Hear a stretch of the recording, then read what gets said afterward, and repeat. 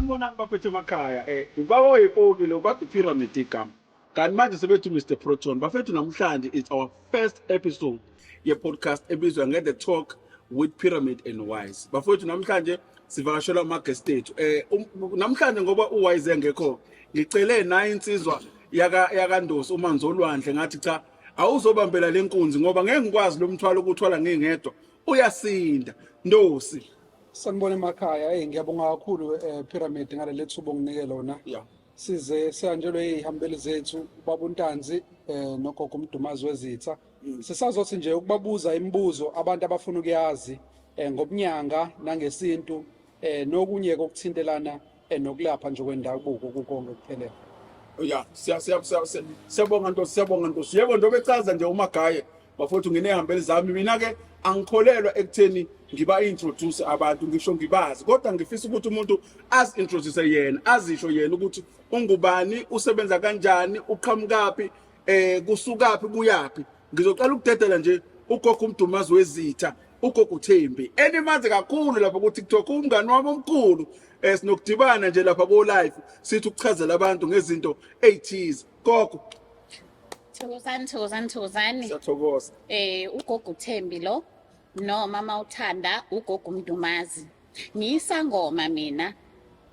Isangoma esifembayo nesangoma esishaya umhlahlo ngamathambo. So ubungoma ke iyona into engiyithanda kakhulu nengafisa ukuyibona ukuthi ife ngoba isangoma siphethe isintu isangoma siphethe impande yomuntu omnyama umsamo womuntu omnyama mawumuntu omnyama konakele emsamo wakho ukhona umelaphi wendabuko ukuthi uzokusiza so ngalamazwi ke ngifuna ukuchaza ukuthi isintu sethu thina abantu omnyama sixhomekeke lapha ebungomeni noma ebunyangeni ngiyathokoza Siyabonga gogo ugogo uyayichaza lento ngithi angimnike ithuba eyichaze ngoba sifuna ukuthi masiqala sibuza imibuzo kube ukuthi sesichazele ukuthi ikuphi akwenzayo manje ngizothatha intambo zami ngiphose kubaba uNtanzi ubaba uNtanzi ke ngimazi kakhulu njengoba ngiyindoda nje ngingaka ngakhuliswa uye iyona ndoda yangikhulisa enye yamadoda afaka ubuhlakani la engqondweni yami so ngizothi akayichaze yena ukuthi ungubani usebenza kanjani uqhamukapi uzaloliwe baba uNtanzi. Hayi nina baphu ngoba noMageba uNtanzi lo umfana okhulele kamaphumulo ngakhulela kaMandlakazi embulweni ngasikhuphukela phezulu emambedweni basho ukuthi ngamatoho ngeza ngazohlala eMevini shuthi la ngumthandazi into yayifikela mina ngithandaza nje ukuthi ngiphilisa abantu ngokaNkuluNkulu nokwasemsamo futhi sokumuntu nje osebenza ngokuthandaza ikakhulu ukuthi izinto zomuntu mengabonakali ngifeni nangisefe ukuthi la konakelelephi nalana la bese kuphuma ikhambi lomuntu angivese kufike umuntu ithi nanka amanzi phuza amanzi ngingacheckanga ukuthi inkinga yakhe isukaphi ekuqaleni. Ngiyathokoza. Siyabonga kakhulu siyabonga kakhulu ngaze ngajabula bafowethu phela abalaphi bendabuko yibo kahle uNkulunkulu umkhulu womkhulu owabanika ingqikithi yempilo yomuntu ngoba umuntu owumlaphi wendabuko uye othi uma unenkinga ofike kubekazi ukukutshela uyabona uma uphethe isangoma uphethe umthandazi usukuqedile ngoba ufika ngapha isangoma sizochitha amathambo isangoma noma sifembe isangoma uma ufika ngapha kumthandazi uzofika khulume amemeza umkhulu umdala wezinsuku bese iyafika lento engisafuna ukuyibuza kubona ngisafuna ukubuza kubona ukuthi ukuze ukwazi ukutshela umuntu izindaba zakhe kuqala ngabe kunered edlalayo la noma kunendoda ehlebelayo kodwa ke angakhulumi kakhulu ake sisuse lo daba lokuthi sobuza imibuzo angazi Magaye wena ucabanga kanjani. Mina nginombuzo nje la kugogo uThembi. Ngoba ethi uyafemba abanye bathi bayakhuphula abanye bathi bayafemba kuhlukana kephi umhlahlo ukufemba ukukhuphula ngiyathemba abaningi abantu abathanda ukuthi baba nencazelo lapho. Okay right lokhu kufemba lokhu akuqhamuki vele kube ukufemba mina njengoba ngiyisangoma noma ngiwumlaphi wendabuko umoya enginawo mina umoya womndawo. Abantu ke kwaZulu bathi umndawe. Umndawo ngolimi lokudabuka la wadabuka khona lo mndawo lo. Njengoba ngiyisangoma somndawo, umndawo uphethe umoya wamanzi noma idlozi lamanzi. Leli idlozi lamanzi li operator kanjena ke. Liphethe ukukhuleka. Ngamlapha umuntu ngamanzi engiwakhulekele asinde ngoba umoya wani wamanzi. Yes. Ngingamlapha futhi umuntu ngempande, impande ekhiwe phansi asinde umuntu. Njengoba ngiyilesi sangoma esifembayo. Lokhu kufemba ke kusebenza kanje. Uhlobo oluthile lokubhula. The thing is mawufemba awuchithanga amathambo akutshela inkinga ukuthi inkinga yalomuntu ikuphi na. Njengoba ufemba nje kukhuphuka isidalwa somuntu esiphila kumuntu. Masikhuphuka isidalwa somuntu esiphila kumuntu siqhume. Mangabe ukhokho sizokhuluma ngiukhokho wakho.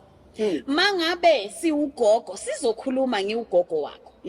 Sihamba siyothatha inkinga obungayicabangi mhlawumbe usuhlupheke for 10 years. Aphakame lo muntu kuwena azokutshela uphakama through ubani ugogo uMdumazi. Angikho related mina nalesi sidalwa kodwa umoya kumina umoya wani womndawo umoya wokufemba siyibiza ngokuthi ifemba. Uzokhuluma ke lo muntu akutshela ukuthi inkinga njengoba uhlupheka kangaka uhluphekiswa yini. Akagcini lapho angithi useyishila inkinga. Uzoqhamuka ne solution to the problem as to what is it that you need to do resolve le problem yakho onayo. Akaqhamuki nenkinga kuphela. Uqhamuka futhini aqhamuke ne solution. Angakutshela ngisho nangendlela ozaleke ngayo, angakutshela ngisho nezinkinga ezenzekayo ekhaya. Akhulume nawe ukuthi uyakhumbula ukuthi okade eqeda ukwenzeka.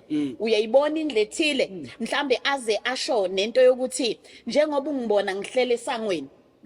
Angenile ngaphakathi ekhaya.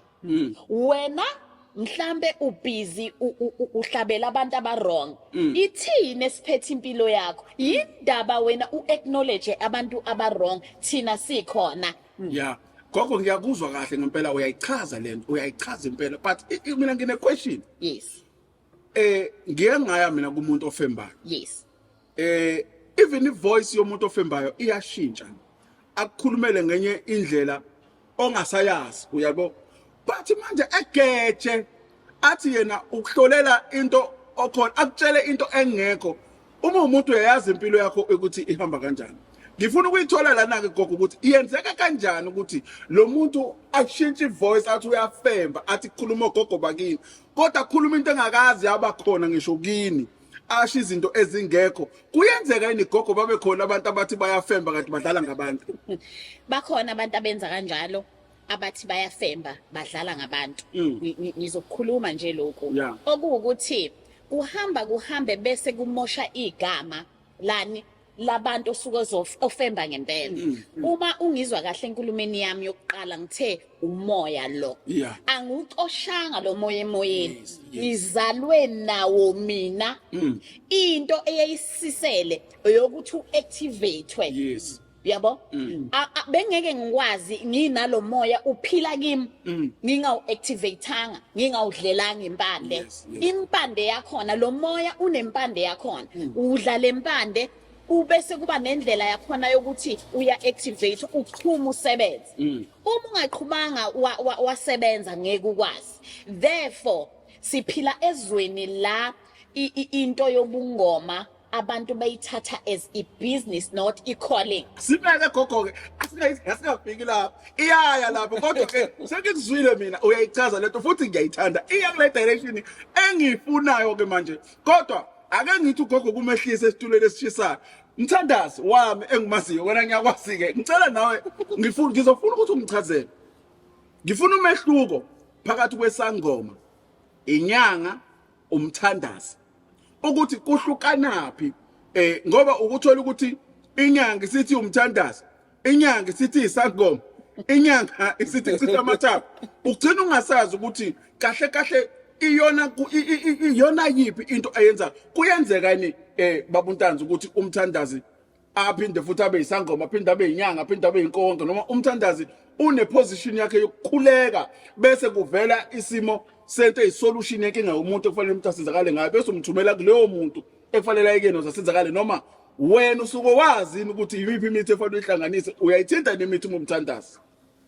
Ya ake ngithi nje kuhlukile kuba umthandazi kuyahambisana nobungoma ngoba uma umthandazi idlozi liyangena likukhiphe ukuthandazeni lithi manje kunempande thizo ufanele uhambe uyoyithola lapha ukuze ungene ebudlozini ungene ebudlozini uthole lempande le yabo ngoba yonke into ngobesho nje umakhosi lapha ukuthi into ihamba nani nempande yomndiki yabo mawusuku kunendiki nendawo ihambisana ukuthandaza nesango ukuthi wena umthandazi idlosike ingakukhiphile yena sesemkhiphile ukuthi akahambe eyofunda ezinye izinto engaphezulu kodwa kuyahambisana nokuthandaza. Okay, ngiyakuzwa babamtanzi.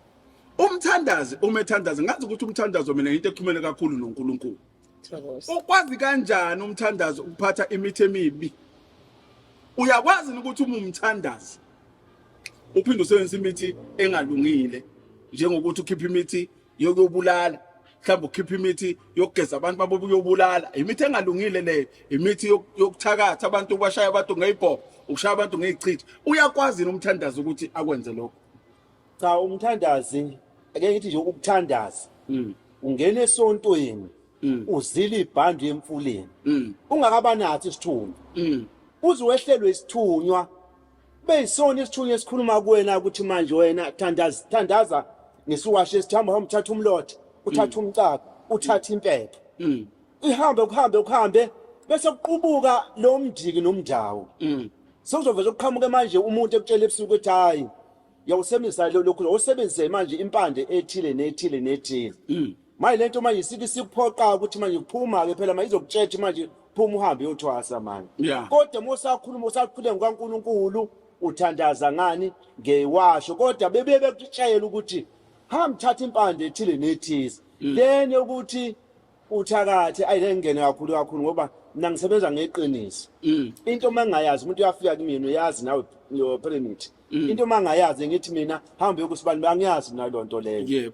kodwa ngokuthandaza ngiyakholela ukuthandaza ngoba kunabantu ekefika eqoshiwe emsebenzini nofike ngumkhulekela kokhuluma izwi ukuthi ake ngihambe siyolwandle naye ukuthi akabhala incwadi ebhala umqashi wakhe ukuthi umqashi wakhe umqoshi ubani igama lakhe libhale kanje ngifike ngikhule ngiligqibe ezohamba ekuhearing lefike kuthiwa kuyele emsebenzini baningi abanye banama restaurant bangibalekela yabo umuntu uqhambe ngoba emesesiza bese yabaleka ngakho ikakhulu mina ngigxile kakhulu ekuthandazeni ngoba mina akaze ngiphume kulokhuza ukuthwasa kodwa impande zomndiki nomndawo nezedlozi ngiyazazi ngoba bengihamba nogogo beyisangoma mina nginemithi mina engugalantela ngayo mina ukuthi lemuthi lo cha ngikuthiwa usebenza bakuthiwa unindiki nendawo ngifuna ngikwenze bakuthiwa ngifuna ukukuphulela idlozi ngilikhuphula kodwa awuthi uze kumina izomtshela ukuthi akahambe ukusibani baba.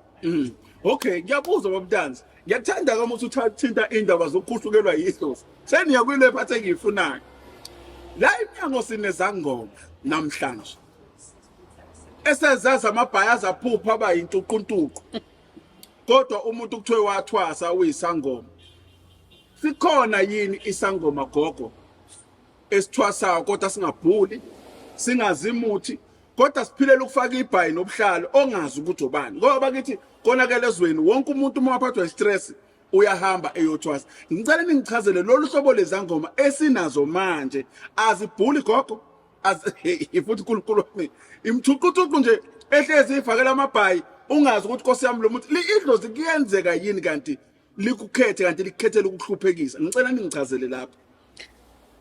Akekho umuntu okhethwa idlozi limkhethela ukumhluphekisa njengesangoma uma kungena umuntu esigodlweni onemimoya yobungoma ngiyakwazi ukubona ukuthi wena uyisangoma esizosebenza abantu uyisangoma esizolapha isangoma asithakathi kodwa isangoma siyalapha kuphela isangoma asinawo umuthi wokubulala Ngixolisa ukuphula umoya gogo. Yezinjani izangoma? Ngiyakuzwa ngiyayithanda lokuthi isangoma asibulali. bulala Gogo kunezangoma la eminyango ezikwazi ukutshela ukuthi zingakunika umuthi wokubulala umuntu. Kusayisangoma yini leso noma sekumthakathi? akusesisi isangoma njengoba bengisho ngithi isangoma siyalapha bengiselapha kuleyanto yokuthi khona umuntu ogcina esegqoka amabhayi umuntu mayefikile ngizinika isikhathi ngiyambhekela umuntu uma kuwumuntu onemimoya njengesangoma kuwumsebenzi wami ukubheka ukuthi le mimoya anayo kungabe imoya yokuthi uzolapha abantu yini kunedlozi okuthola ukuthi lahamba lingalungiselwanga lutho seliyahlupha leli dlozi lifuna nje ukulungiselwa kuphela uthwasela ukuthi uyalilungisela leli dlozi ukuze lithetheleleke amacala alo izinto zibe right ulithwasele leli dlozi mhlawumbe uqhubeke nempilo elinye lithi thwasa bese uzoqhubeka nomsebenzi wakho mhlambe likunikeza ipromotion akusisona thina sonke esithwasayo uthola ukuthi uzoba nesigodlo uzohlala esigodlweni uzolapha abantu mawuyisangoma jula ngomuntu musu kufuna ukusheshisa izinto zomuntu ngisho idlozi umuntu makuthiwa unemimoya hlala nomuntu mubhekele ukuthi leli dlozi kungabe lase sidini la kabo baba noma idlozi elisesayidini la kabo mama wakhe na imimoya ekule umuntu iyiphi imimoya anayo na ngoba sigijimela ukuthwasisa umuntu mhlambe lo muntu bekungafanele mhlambe azathwase nokuthwasa bekungamele lo muntu athwase uyasuka usuthwasisa umuntu uyafika umuntu uba impunqupunqu lapha ekhaya Shuthi kuyenzeka gogo uthola ukuthi umuntu akangeniwe imoya yokuthi ebe nesigodlo yosebenza phansi kepha imoya engene umuntu imoya yabantu abadala abangawuphothulanga umsebenzi wabo shuthi lo muntu ungenwe ilento ukuthi bafuna eqedele la abagcina khona bese kuphela kanjani ngisho ngahlukana namabhayi lawa ade wakhona konakele lutho ngiyakuzwa mina gogo okunye ke gogo nawe baba uNtanzi kunalenkinga lesihlangabezana nayo lamalanga abantu ababhule emafonini online ku TikTok yebo la TikTok uthi usabathe nasi sangoma sithi siyabhula uthi usabatho nasi sangoma sithi ikhona yini mhlawumbe lendlela yokubhula online noma yona ikhona but kunabantu asebeyisebenzisa ngendlela engekho yila ngifuna ukuchazeleka khona gogo ngoba ngiyazi nomuntu nibukele ekhaya uyafisa ukwazi ukuthi lento yokubhula online yinto ekhona ngisacela ningichazele angazi magaye mhlambe nawo nako ufuna uku-edda lapho mhlambe umbuzo ufuna uku-edda but mina lento ya-online imfowethu inokungihlukumeza sike sayidiscussa nawe lento yabantu ababhula online ukuthi kahle kahle umoya ukuthatha ukuyibuka isinophapha okuningi ebantwini abazenza izangoma bona laba obhayilama hlezi begaxa ibhayi ungazi ukuthi kuyiwaphi kushona ilanga noma liyasa angazi mfowethu kukhona ufuna uku-edda kakhulu ngoba mina ngazi ukuthi mawusuka uyohlola kusuke kuyimfihlo yakho nesangoma nizokhuluma indaba ezakini engafanele ezizo omunye umuntu uyahlolelwa la online kunabanye abantu ababukayo so angikwazi ukuthi ukuhlola okunjani lokho kuhlola online uhlolo lomuntu ongakaze akubona ukuhlolela futhi ezidlangalaleni like uzohlambalaza izinto zakini ngoba usungazi mawuyenyangeni noma esangomeni meyokuhlolela ukuthi yini ezophuma inkinga impela lento yokuhlolelana online ingakho ngifisa mina ukuthi ugogo uThembi benakwabo uNtanzi uke besichazele mhlawumbe ngizokunike wena ithuba beNtanzi ukuthi awusichazele indaba ya online ukuthi isebenza kanjani indaba ya online mina ngiyayihlaba ngoba suku sekuyibhizinisi nami sike ngiyenze nje ngefoni kodwa angiyithandi kahle ngoba ngithanda ukuthi efika umuntu kumina ngithatha amakhandlela efika namakhandlela ngiwaphulekele bese ngathi ngithatha amakhandlela akhe sengiyatshela ukuthi umuntu ubuthi nokuthi manje lana kufona online fanele ngiqale phansi manje ngiyelapha elathini lami ngocela kubona ukuthi manje naku umsebenzi kanje khona sasebenzisi khona ngokuyidluza sisebenza ngani ngemfashion ngithi kanjalo ifashion nje yabo nje umuntu kufanele efike esigodleni uzombhekela kuze umnikeze ikhambi. Mina ngicaba amadlozi enu imoya yenu ukuthi seyenza kanjani ukuthi ingene ko MTN no Vodacom ngoba uzothola ukuthi umuntu uhlele efonini uhlolela umuntu osegoli. Mina I believe angazi kokho mhlambe ngirong. Ngangikholelwa ukuthi umuntu uma eyobheka inkinga zakhe njobe echaza umagayi ukuthi kwakuyimfihlo yakho ngoba naku ukubhula lokhu kwakungabhuli noma ubane ekhaya. Ngangeke ngisuke nje mina kukhona obaba amakhehle ekhaya ngithi ngiyaphuma ngiyobhula ngangoshawa ngesagila ngibhule emzini kabani njengobani iziphi lezi ndaba esengiyoyilanda lapha engizobuza nazo la ngizoqhatha umndeni. Sekwenzeka kanjani gogo ukuthi abantu bebhule online? Indaba yokubhula online ngizoyichaza ubuhle bayo nobubi bayo. Yebo gogo. Right. Ngizoqala ngobuhle bayo. Ake ngithi nanga umuntu uhluphekile ngempela. Lo muntu useMpumalanga province ngizolinganisa ngabantu abake bayenze consultation nami. Yeah.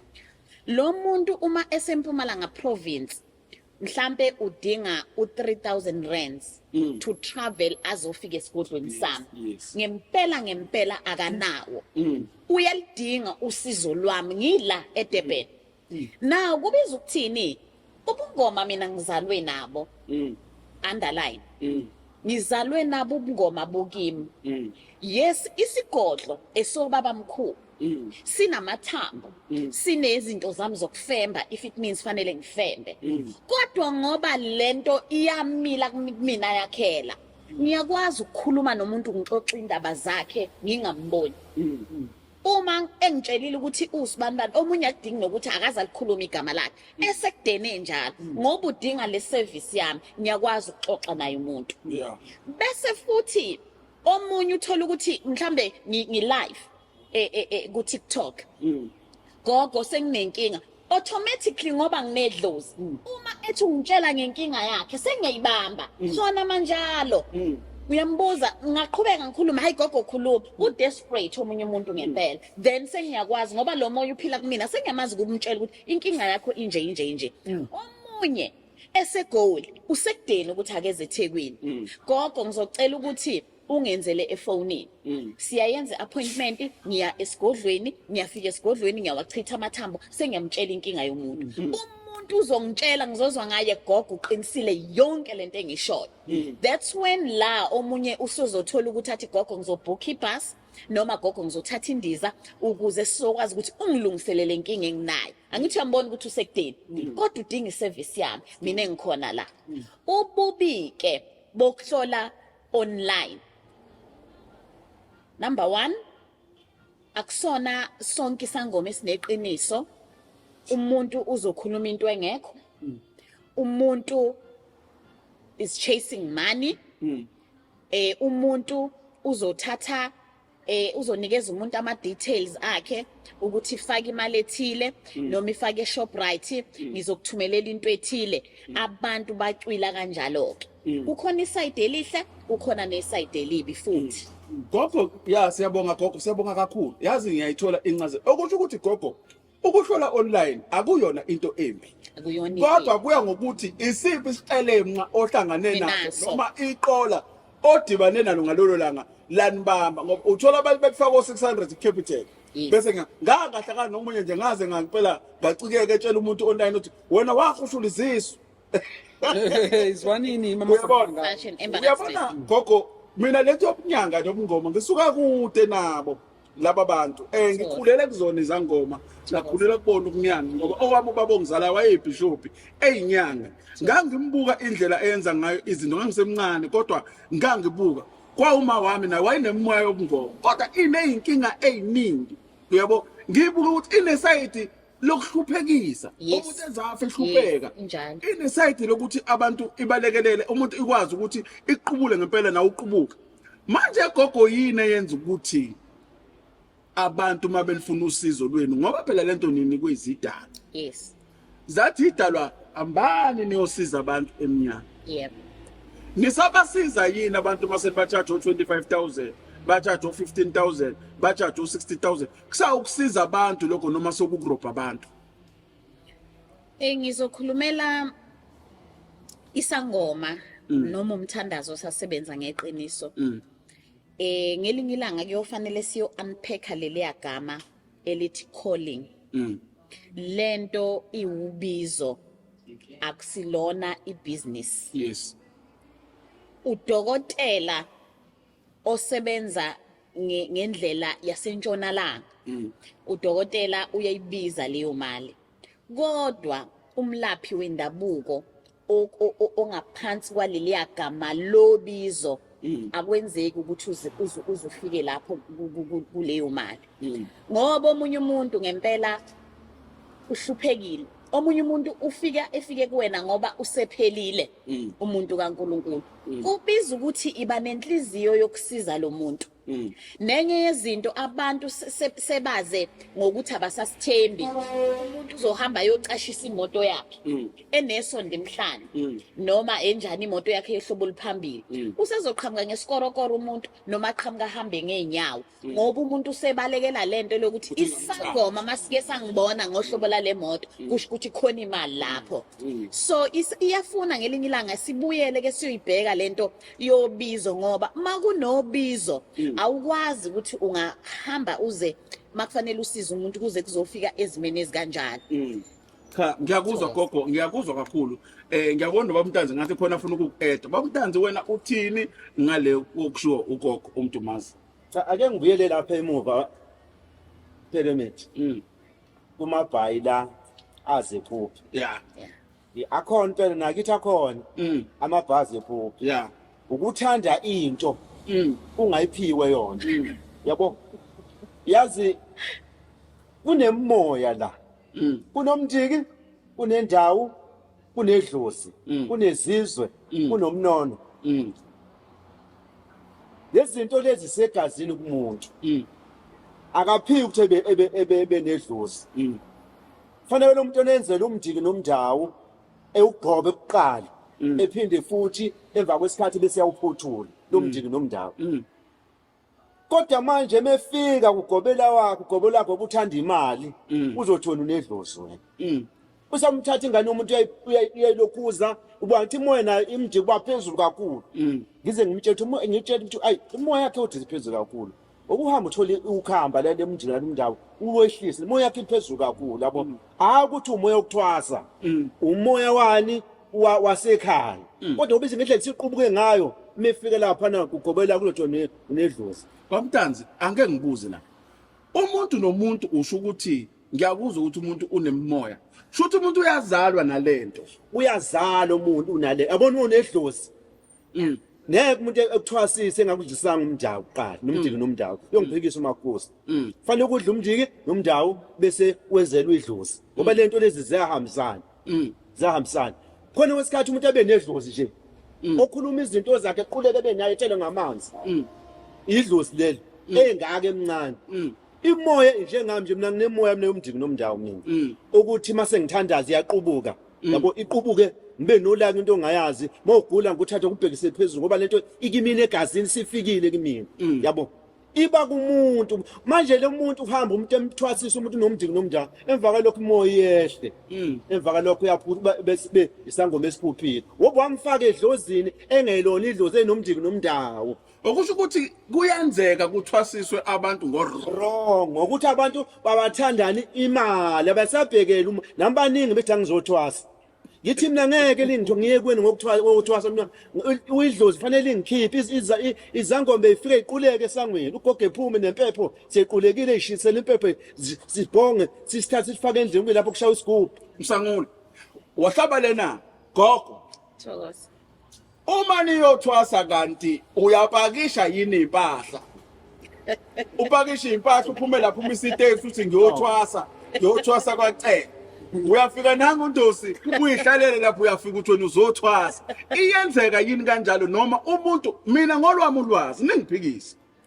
Umuntu wayelahleke ekhaya. Nithi niyavuka ngasekho. Hawu useyephi usibani bani?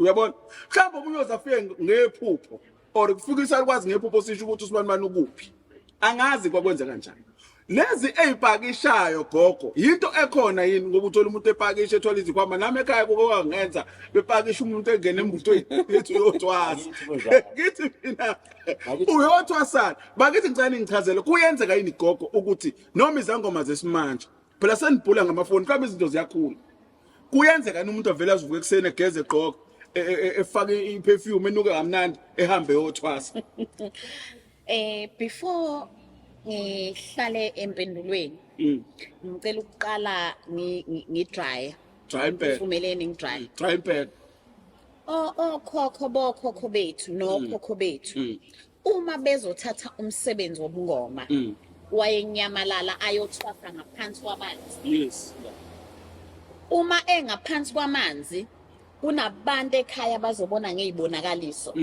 ukuthiwani akahambe ayokhishwa lapha emanzini mase kushaya isikhathi sokuthi uqedile apho isikhathi esesiphila kusona sesihlukile kakhulu uyafika umuntu nesuitcase azothwasa afika thwasa umuntu kulesi sikhathi esisiphila kusona afika thwasa umuntu ibe right into yakhe ahamba ekhaya afika sebenza izikhathi esesaphila kuzona ngoba manje ngakubekela imali phansi akekho umuntu ongathi uhambe wanyamalala wayothwasa ngaphansi kwamanzi kwathi uyabuya akusafani la yini abantu bengasayi phansi kwamanzi it's another question that I heard kungenzeka yini gogo ukuthi kuningi okubi esesikwenzile abantu abamnyama because izinto eziningi noma ngasayithinta lo topic namhlanje it's going to be a topic of another day because ngibuka isikhathi sami sizoshaya bengisathanda sikhuluma okuningi kodwa ngenxa yesikhathi kodwa ke asifile phela sisazobuya gogo konakele emhlabeni konakele ayikho into right eyenzakala emhlabeni why izangoma zingasekho ezihamba ziye emanzini gogo ziyothwasa zibuye nenyoka yabona kule generation manje ongathi yena wakwasibona isangoma sithwele inyoka sizongeneka unamanga gogo yes lento bengiqeda kuyichaza nje engithi mina akusenzeki manje amanzi sesigange kakhulu ngawo wonke umuntu ofuna ukwenza into yakhe uyapi emanzini wonke umuntu ofuna ukuthini uye sizibeni wonke umuntu ofuna ukuthini uya empophomeni siyabona nabanye bentanta lapha emanzini begilima yes abantu sebegange kakhulu ngamanzi uyabona uNkulunkulu nakubanikazi bamanzi engeke ngiba unpack namhlanje ngoba nalapha emanzini kukhona abanikazi bakhona ababizwa ngamagama akhona athile okuwukuthi singakhuluma ngaleyo topic kushonilanga therefore akusekho safe ukuthi ngaba khona umuntu ongakahambe nje athi uye emanzini ingakho ke sesibona izimo sezika nje sesaba khona nento yokuthi uzobona kuma iBM umuntu osuke ezothatha umsebenzi kuyenzeka umuntu efike nesuitcase njengoba ngisho nje wenzeke right umsebenzi wakhe aphuma ahamba afike ekhaya sebenza usho ukuthi gogo asisho ukuthi ikhathi sezashintsha akusafani nakudala ukuthi mina I always a question ngoba I have so much respect nginenhlonipho enkulu ngezinto zidalwa ledlozi ngoba ngilibonile lisebenza phambi kwami idlozi ngiye ngithi mina lisondzene kakhulu noNkulunkulu idalwa isondzene kakhulu nengilozi zezulu mina ngoba mangibuka mangihleli ngiye ngithi thina masikhuluma la ifike isidalwa lesakho ozelwe naso sithatha inkulumo sinike ingilosi ngoba iwobuka umthandazo gogo ukuthi awuphenduleki njengamanje okusho ukuthi umthandazo nawo une process oyihambayo kunemigudu ngoba nakhona ngale kunamakhehla agolozile lawa kini lawahamba la emhlabeni ayevele nenkani asakhona naphambili ukuze unikwe izinto kuyavunyelwana ungenza ngemina ngitshela abantu ukuthi ungenza umsebenzi namhlanje uthi wenzela ugogo engakuphenduli manje ugogo kuthatha iminyaka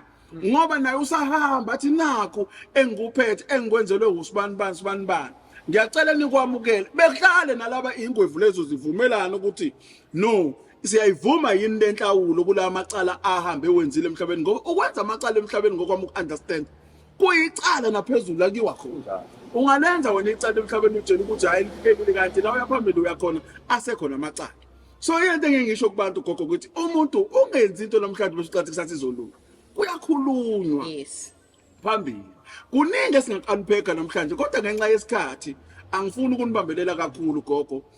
Ngizonidedela nje manje ngenxa yesikhathi sethu kodwa next week ngicela siphinde sibuye futhi sizo-unpacka okunye okuningi. Remember guys, usuku lethu lokuqala namhlanje la ekhaya la kwaPyramid no Wise. uWise akabanga khona ngase ngicela naye insizwa yakamagayi ukuthi izongibambisa lesi studio.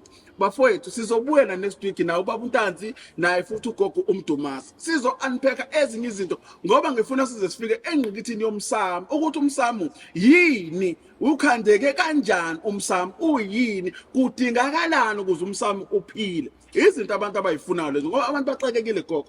Kunabantu abangakhona ukushada ngenxa ukuthi fanele bashadise okhokho baba bangashadanga. Izinto efanele sifike kuzona nokuzaleka komuntu. Izinto efanele siyilandele because abantu badinga ukunphekela ukuthi umuzaleke kanje. Ngoba komuntu ozaleke ekhaya boningi. We understand? Kodwa ngenxa ukuthi unine eqo uthando ethatha ingane ebiza isibongo saseKhaboyisi. Kungenziwe lutho la. Uthola ukuthi umuntu ngempela uyazama izinto zakhe ziyabhidla. Uthola ukuthi umuntu oyizalwe umuntu onenhlanhla. Uyazi ukuthi inhlanhla iyakwazi ukulwa ifuna ukuqhuma. Kodwa isidalwa uma singavumi izinto zakho ungavela kuthiwa namhlanje siyakunika imoto woze uzoyilanda uthi uyafika la kuthiwa hayi sesishintsha umqondo ngeke usakwazi ukuthola imoto ngoba yilezi izinto ezisibambile emakhaya kithi edinga ukuthi si-understand. Kodwa ke okwanamhlanje bafowethu siyacela ukuthi sime la ningakhohlwa njalo ukuthi konke lokho enikubona kwenzeka kwenziwa uProton. Yileli garage kuthiwa uProton. Akade ningafika bafethu bavakashele banezimoto ezinhle la ekhaya nami banginikile nje yami imoto ngiuPyramid. Bafowethu ngiyacela ukuthi sibambe la nogogo ngisazobiza ubhuti Isibonelo wakhona kaProton ngoba bengifisa ukuthi besichazele nabo ukuthi lezi imoto zabo abanazo ziqhamukapi kanjani kodwa before ngibiza ubhuti Isibonelo kunensizwe ezimbili engifuna ukuyibiza nje wanibona la kunoshokoleti la abakhandwe ngegudu. Igudu yini ke? Insango, ukudla kwamalasita. Lezi insizwa zithi zona no zikwazi ukukhanda ama products ngensango. Emva kwale break ngizoza nazo lezi insizwa. Siyabonga. Ne safety because imoto zethu shengisine guarantee ukuthi zisafe.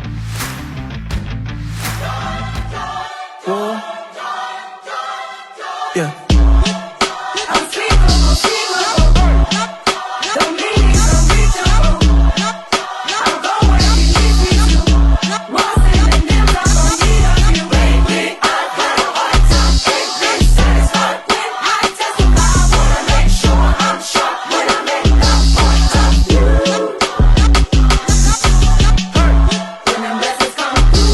Sanibonani bafowethu, igama lami uPyramid bathi uMr Proton. Kanti ke engaziwa ngalo uNkulunkulu wemgedo, umnikazi wemali yeyipopi. Namhlanje bafowethu ngihamba nanangu ubaba nawe uzosichaza ukuthi ungubani. Awusichaze indoda yamadoda. Sanibona mina nguNdosi, bangazi nguNdosi westezi. Uyena lo Ndosi odayisa umuzi omuhle lapha Adams. Sihamba noSisila usiswa seProton uzositshena kabanzi ngalezi imoto ezibukhazikhazi unyanyavu luphambili lohlobo lwezimoto. By the way bafethu ke uProton uhlobo lwezimoto okuyilona oluxhase lolu hlelo olubizwa nge-The Talk with Pyramid and Wise. Ningadideki ke manibona kukhona uNdosi. UNdosi uyena ongene ezicathuleni zikaWise ngoba uWise usaxinekile. Kodwa ke next time uzobe khona. Sisithandeka sawubona sicela uintroduce na uzisho ukuthi ubani wakabani uqhamukapi wenzani la. Okay, mina igama lami uThandeka wakaKhanyase. Ngisebenzela inkampani ekuthiwa uProton edayisa ngeimoto.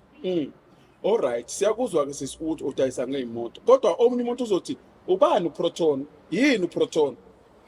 uProton inkampani edayisa ngeimoto eqhamuka eMalaysia eyaqala ukudayisa imoto ngo-1983.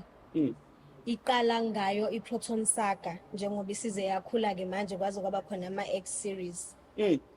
Engibala khona ama-X50, X70 no-X90. Wabasibona nje la eSouth Africa ukuthi izinga labantu abangenawo ama-payslip baningi kodwa banayo imisebenzi abayenza abayesebenza. So uProton ukuze ukunikeza imoto uku-approve ukuthatha only mawukuthi une-payslip noma mawukuthi nje uyayisebenza uzokwazi ukubakhombisa i-bank statement ka-3 months noma ka-6 months. Bayakwazi ukuthi baba-approve labo bantu abanjani. siwuProton ukuthi uyasebenza noma awusebenzi kodwa as long as mhlawumbe uyisebenza usidinga u6 months bank statement oyiproof yokuthi ikhona imali engena kwi-account yakho. Mhlampe let's say uno Uber yaboza ngilizonke lezo zinto usinikeza u6 months bank statement kube i-license bese kuba ne-ID yakho. Uma ukuthi uyasebenza une payslip sisuyesidinga u3 months bank statement, u3 months payslip, ne-ID ne-license yakho ukuze sizokwazi ukuthi sikwenzele application sibone ukuthi siyaphambili. Okay, ngiyakuzwa mina. Before sifike la ekutheni si-applyela ukuthenga imoto. Phela before umuntu ethenge imoto, uqale umuntu abe ne-trust nento. Yini wena othi ogabe ngayo uProton othi uyazi manithenga mina nizothola lokhu nalokhu nalokhu engene ikuthole kwezinye indawo. Yini uProton aspecial ngayo ezimotweni zakhe? Yo, i-comfort oyithola ey'motweni zethu, i-comfort nje oqala, ne-luxury, ne-safety, cause iy'moto zethu shem sine-guarantee ukuthi zi-safe ngale ndlela le. Ngoba lezi ama-X series anama-airbag awu6, okusho ukuthi uba safe wena ungaphambili nomndeni wakho uhamba nawo ngemumva uba safe. Plus iy'moto zethu ziyakunotifya uma ukuthi mhlampe uya koshayisa pavement noma uyaphuma endleleni yakho ziyakunotify. Makhaya Njengoba sibona nje upetrol uyanyuka unyuka inyanga nenyanga uyanyuka namanje njengoba sikhuluma nje kune statement ukuthi upetrol uzonyuka. So kunina imoto zenu zinjani ukuluma la ephaketheni mase fanele siyothela lapha eBhawuzeni? Iyona ke into emnandi ke le nje upetrol unyuka nje thina imoto zethu ziqala ku 1.3 kwinjini ziya ku 1.5 ama-SUV asinayo imoto enenjini engaphezulu kwalokho sigcina ku 1.5 and futhi i-fuel consumption yethu u 6.4 ya Makhaya 100 kilometers. ngiyamuzwa mina uzothi omunye umuntu lezi imoto ezintsha abanye bayibiza ngamashayini bethi la mashayini niwadayisayo uma sengifuna ukuyisevisa le moto or ngifuna ama-part or isifileke ngesizakala kanjani ngoba abanye kuthola ukuthi umuntu uthenga imoto igcina isimile ngenxa yokuthi ama-part awatholakala. uProton wona uyakwenza yini kube lula ukuthi imoto zabo zikhandeke? Wathinta indaba enkulu-ke lapho akakhumbuli sisike Uza lokho. sileke Into engiyiqhenya ngayo nje ukuthi thina njengoba sila eMngeni branch uma uthenga imoto la kuthina uyabuya futhi uzosevisa la kuthina kunendawo yokusevisa la ngaphezulu nje upstairs even nama-parts ethu wathola la kuthina ala phezulu upstairs ayikho into ekufanele uyikhathaze ngayo. Uzothi umbukele ekhaya mina ngiseGoli mina ngise-Cape Town but ngiyafuna ukuzochecka imotweni or ukuzothenga imotweni ngabe akhona ama-branch kwezinye iy'ndawo noma uProton usala eThekwini kuphela? Sinawo uProton eGoli, sinawo uProton eCape Town, nala eThekwini inama-branch awu4. So la uProton in terms of i-service imoto iphuma mayisinama kilometers amangakanani because ezinye imoto kuba 100,000 k's kilometers kuyadependa kunina kuba isikhathi esingakanani imoto esaservice wona uProton? Okay, kuma-X series kuba u5 years noma u80,000 kilometer mase ukuthi kwisaga le moto esencane kuba u3 years khona noma u45,000 kilometer. Imoto zenu nje ama-price akhona let's say mina ngizofuna uzothenga ngocash imoto zenu ziqala kumalini mhlambe if ngathi your cheapest car imali engaka and your most expensive car la egarage imali engaka? Our cheapest car iyona iProton Saga iqala ku 179,000. Ngithenga ma Askisi mase kuthi i-price yethu ephezulu at 679,000. Okay. No bafethu siyabonga kakhulu. Siyajabulela ukuthi sibe nosisi ezosichazela ngoProton. Kodwa ke bafethu uma neminye imibuzo ngoProton ningaya lapha epage leka Pyramid ku TikTok nizobuza kuma DMs ukuthi uma ufuna ukwazi ngoProton. Kanti okunye ke futhi okukhona othisha ezikoleni, amanesi ezibhedlela, amaphoyisa ema-police station angibahambeli ke abanye engingabazi ngoba ningangibamba inkunzi nizongibiza ningibizele emgedeni nonginquma khona. Okwamanje ngisahambela izikole uma unesikole esinothisha abafisa ukuthi le moto bayibone bangakwazi ukuthi bengithinte ku TikTok noma bengifonele kanti futhi ngizoyi-announcer ku TikTok i-email enizongithinta kuyona if nifuna nginivashele esikoleni ukuze nibone iProton. It's either is ama-police station, ibhedlela nezikole ibona ngisazobavakashela kwamanje akukhathaleki ukuthi isikole sikuphi it's either ukanongoma ukuphi upyramid ubabo yipoki uzofika nezipoki zakhe ezilayishe zagcwala qhu kwiproton ezolikhombisa lemoto so bafowethu siyacela ukuthi nivashele oproton ngeke yisole imoto zabo zinhle kakhulu for business for whatever purpose you want to buy a car ungeza uzobheka imoto zakaproton and futhi approval yakhona ke ayingathi baningi abaapprovewayo ngibona ngathi hayi akula abantu abalahlwa kakhulu la ekhaya kodwa uzoyizwela wona CBD oil lamafutha lawa ayasiza ekutheni aqede i-inflammation. Alright bafowethu njengoba nizwileke kade kukhona inkuzimalanga yesangoma nenkuzimalanga yomthandazo manje ke sengiphethe omunye ushuni ngubaba wemgede nguNkulunkulu wemgede sengiphethe omunye ushuni omusha la ngiphethe abafowethu ngifuna beintroduce bona ukuthi bangobani bese ubagaya nichazela ukuthi iziphi imanga eziza nalamadoda futhi wami ngicela utshele abantu ukuthi ungibani okabani Ngithanda ukubingelela kubabukeli igama uzakhele kaXaba. Ngidabuka eNewcastle kodwa ngesimo samatofo ngisela Montville. Umsebenzi engiwenzayo ngenza umsebenzi wawo lo okutshala ugwawezulu. From ekutshaleni ugwawezulu singathini siphinde sakhe nama products engathini ulokhuzana ugwawezulu. Sizongena lapho okwamanje ngisathi shaya introduction ungahlofi siyeza ngicela uintroduce nonqabi yami. Ngibingelele babukeli emakhaya lo khulumayo umfana kaShange uSiphamanda Shange ngiqhamuka endaweni yaseMbundu lokuhlala kama ngehleza. Okay. Yes.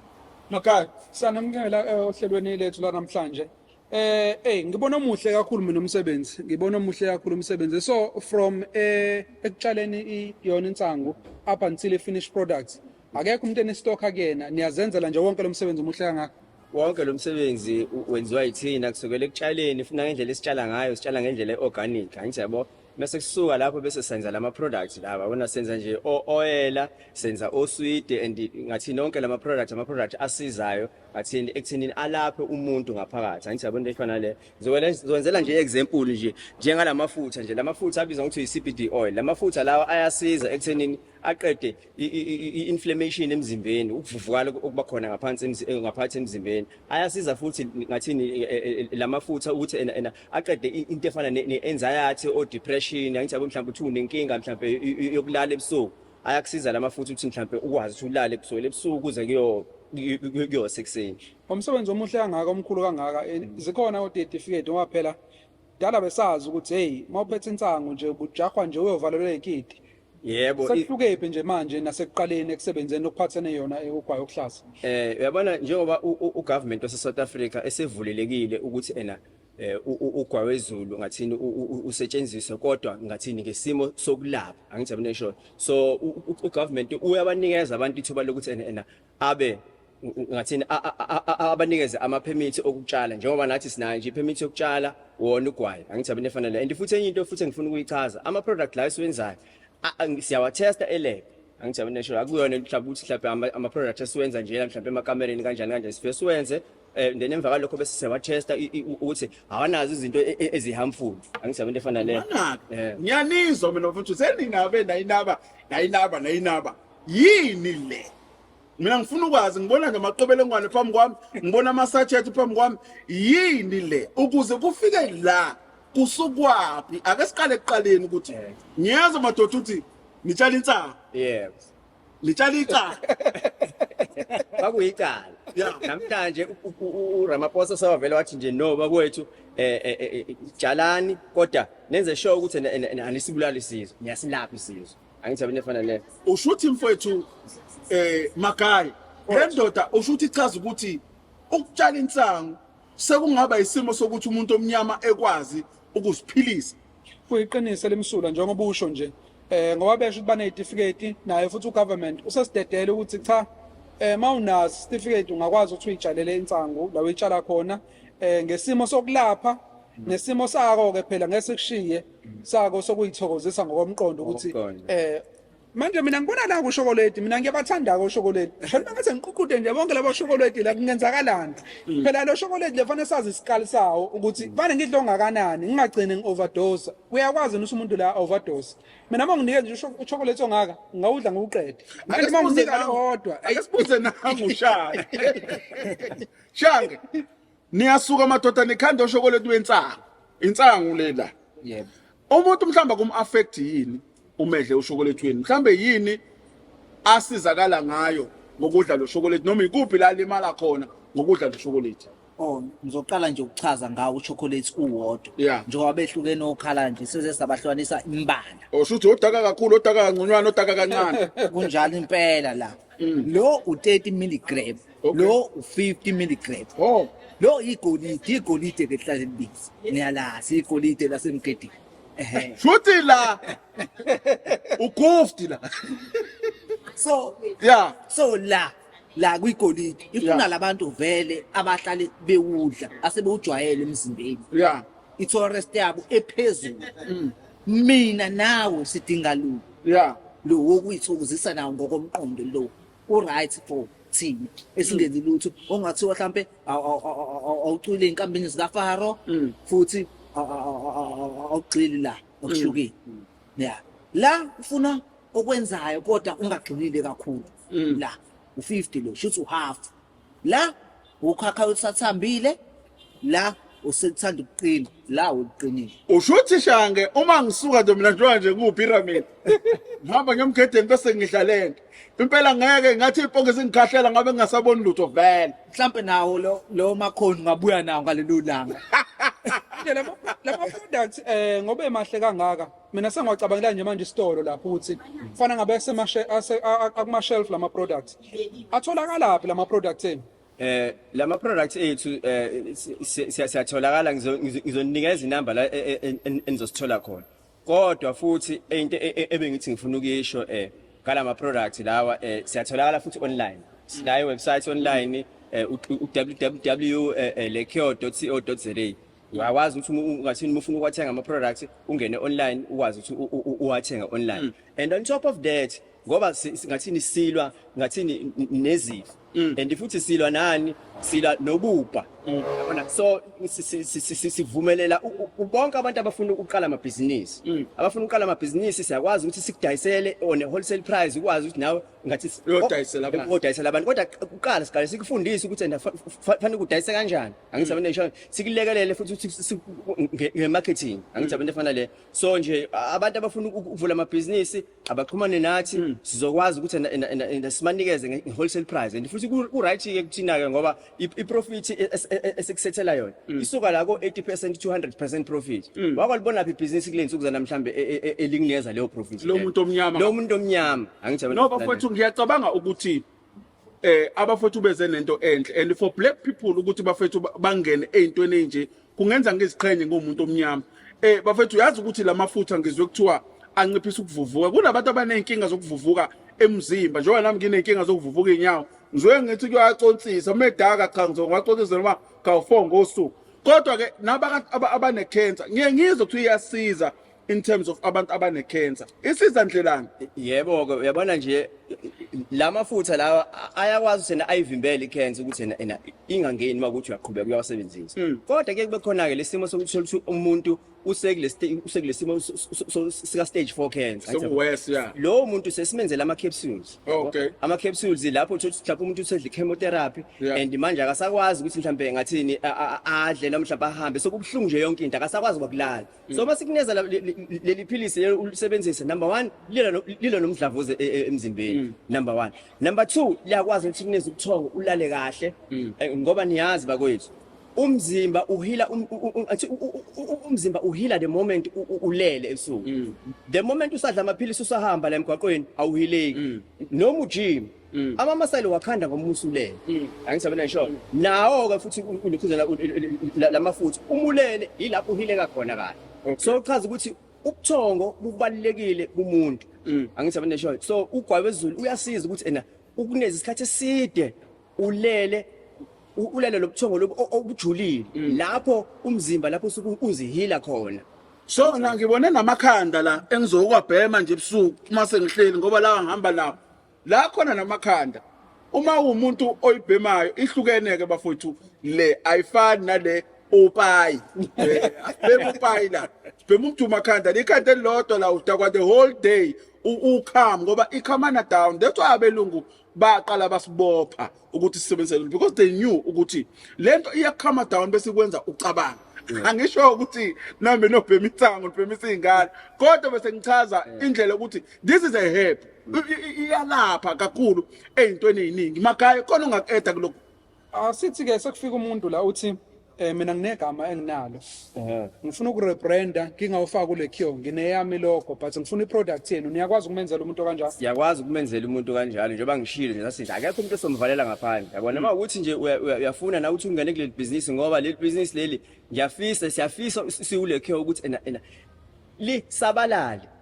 Liphathwa abantu abamnyama ngoba njengoba sikhuluma nawe manje abelungu abantu asebeliphethe leli business manje so siwule cure siyafundisa futhi nangapha ukutshala insana angithi mina efana le ukuphenduleni umbuzo wakho nje yebo siyabavumela ukuthi abantu bafike kuthina sibenzele ama products bafaka ama label abo sibasize futhi nasekumarketing Bafowethu osemakhaya othi ke sengizwe konke ngiyalifuna ukuliqala le business yini yena ayidingayo sikhona isitifiketi asidingayo ikhona training ayidingayo ngoba ngeke akwazi avesana sengimbonela le cure ngawathola ama contact number sengiyavesana ngiyabafonela nami ngiyovula lapha eKhosombana lami singiyaqala ngiyadayisa angazithuke sesenkingeni umuntu useyaboshwa kuthiwa akanawo ama rights yini umuntu ofuna uqala le business ayidingayo eyamaphepha yabana nje engizokusho when it comes to umthetho kuma products njengafana nabo CBD oil njena olokhuzana akudingeki ukuthi mhlambe uze ube ne license per se uma ukuthi uyadayisa kodwa into ebalekile ekufanele ube nayo wena as umdayisi kufanele wenze sure ukuthi uyaba educate abantu obanikeza wona lo msebenzi ubachazela ukuthi this is what ugwayi wenzani emzimbeni and ugade ama side effects angithi abantu efana le yabo kodwa into engizoyisho ekudayiseni ama products okwamanje ugovernment ngoba nawo usachibiyela imithetho angithi abantu esho okwamanje asikho certificate osidingayo ekuthenini udayise ama products into engifuna ukuyisho ke ebalekile kugwayi awuvumelekile ukuthi udayise ugwayi awuvumelekile nje asivumelekile ukuthi udayise ugwayi kodwa ngingakwazi ukuthi ngikuphe ugwayi ngoba ugwayi ngathini recreational ugovernment akakawuvuleleli ukuthi ungathini ungahamba esitolo ufike uthenga angithi abanesho